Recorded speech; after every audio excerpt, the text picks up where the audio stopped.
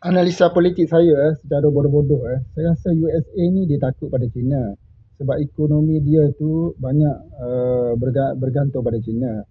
Dan China ni dia takut pada Rusia sebab dia takut putus kawan dengan Rusia. So harapan dia bersama dengan Rusia lah. Rusia pula dia takut pada Europe. Kenapa pula? Sebab Europe dia tolong Ukraine. Europe dia takut pada USA pula. Kenapa takut pada USA? Sebab USA menguasai NATO. Kan? NATO takut kepada Korea Utara pula. Kenapa takut pada Korea Utara? Sebab Korea Utara ni mempunyai nuklear. Dan dia akan buat keputusan berteraskan kepada seorang pemimpin saja. So, perang nuklear ni bila boleh berlaku? Kalau North Korea tu mula